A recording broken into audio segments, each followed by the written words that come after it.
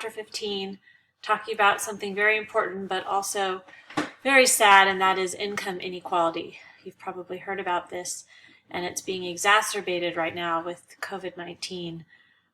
People who don't have access to health care, people whose jobs were more blue collar, for lack of a better word, are more vulnerable and finding this outbreak harder to weather, although it's hard for everyone. So really important chapter. I'm going to hit the main points. The slides will be in the files.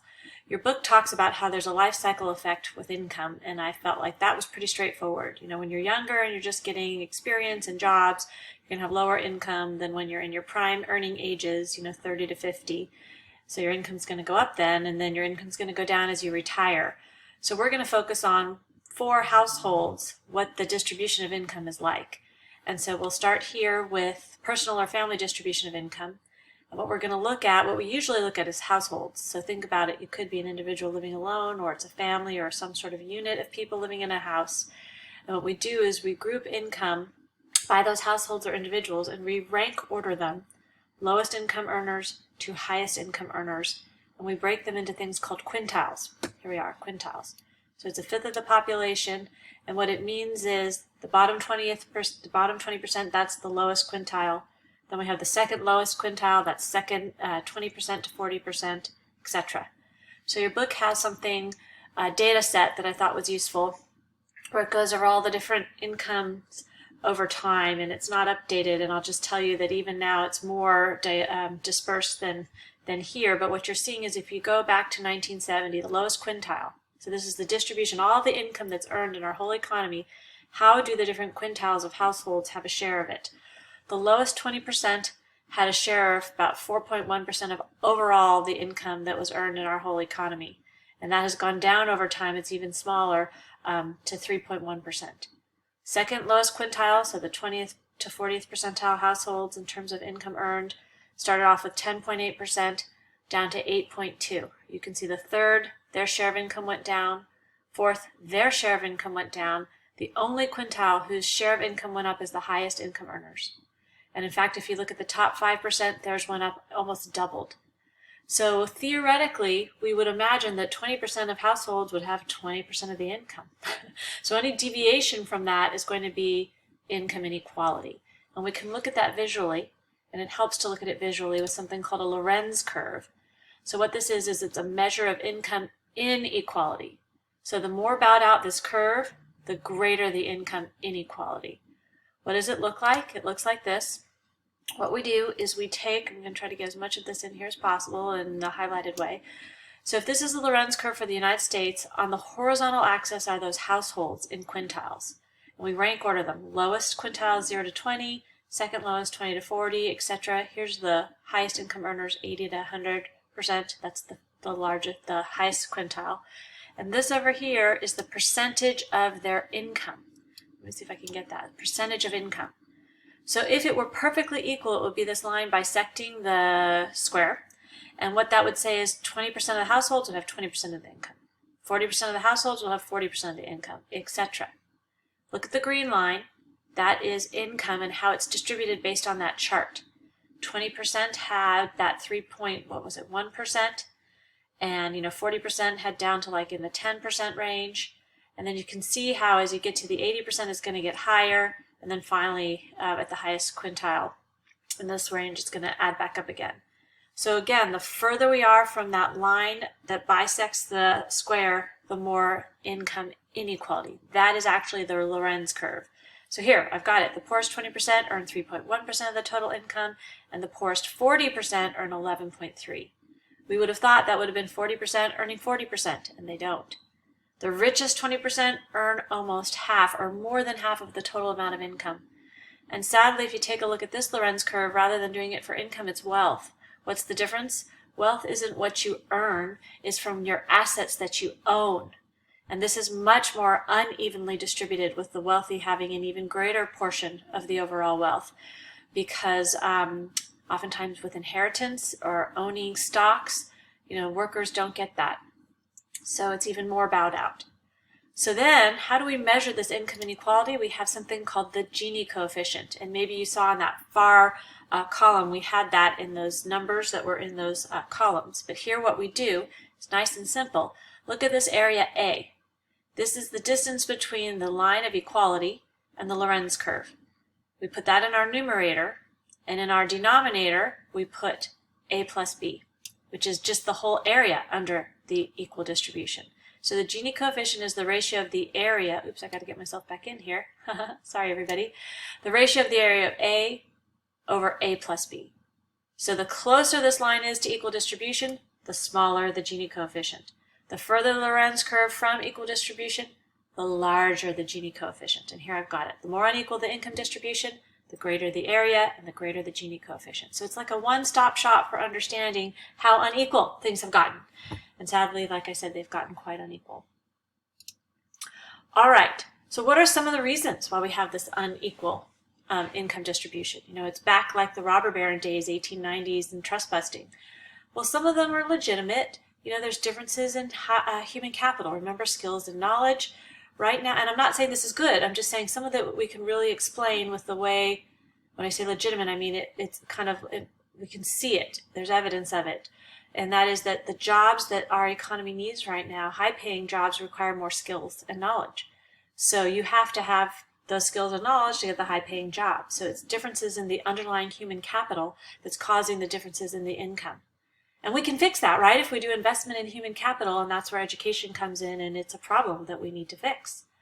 But then there's also, sadly, things like discrimination. People can't get jobs that are high paying because of their race, ethnicity, culture, gender, sexual orientation, and that's preventing equal distribution of income, or more equal. We've also seen the rise of two-earner households. So if you have both parents, if you're in a household with two parents that are working, you're going to have a higher income earning household. So those are some of the causes that we see, but there's some other things too out there. Let's just look at other countries. So, and I love doing this, and this is part of the discussion that you'll do, is you can see, Australia, relatively low Gini coefficient. Same with Denmark. Ooh, look at them, Denmark and Sweden.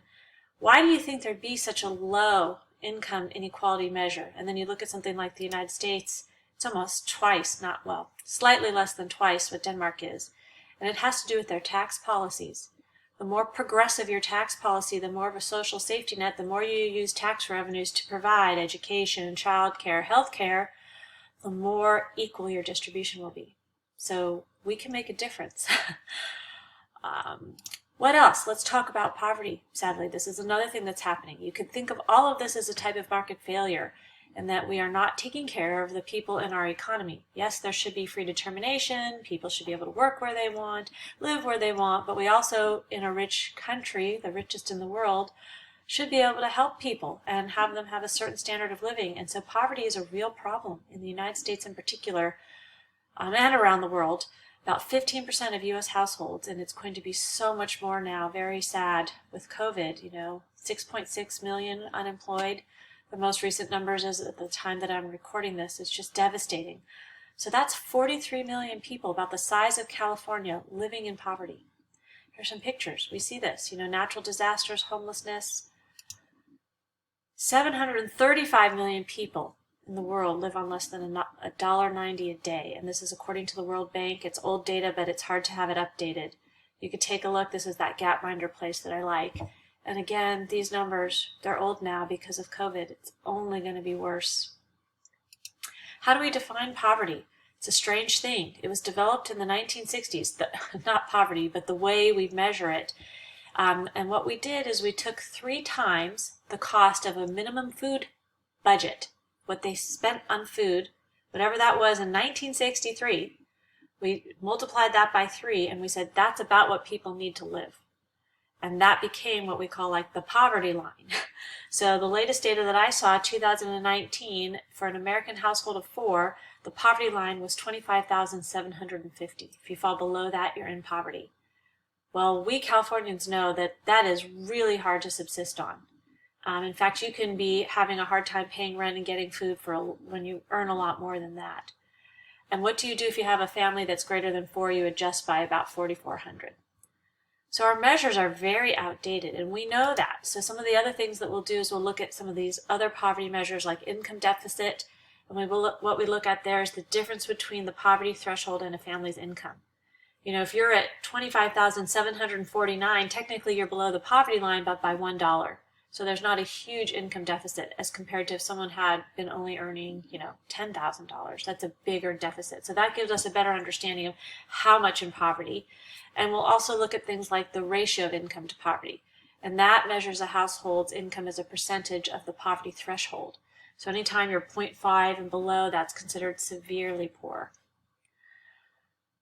So if we were having this discussion in class, there would be so many wonderful things we could all share and talk about. Wonderful in that we could hopefully do something about them. Not wonderful that these exist.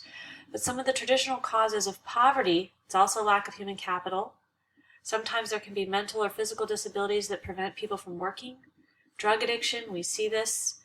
Alcohol, unwillingness to work, refusal to relocate to where the jobs are. These are what is traditionally looked at as causes of poverty. But it's so much more complex and insidious than this. It's much more than this. This makes it sound like we can really do something about a lot of these things. And some of these things we can, but some of the things are harder to take care of. And they're outside of our control. So for example, some of the new factors, wages have not kept up with rising costs. Cost of healthcare, cost of tuition, cost of housing if you're in California, the Bay Area. 2, technological changes and globalization. Caused a lot of problems, jobs leaving to go abroad where there's cheaper labor. That doesn't always mean that jobs are going to come back.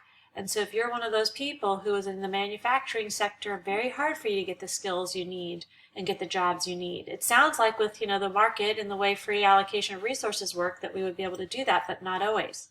And like I said, healthcare costs rising, family structures are changing. Very hard to have, your whole generation taking care of the kids and grandparents kicking in and 2 income earners and married families or married partners. And then your book talks a little bit about, some of the theories about poverty.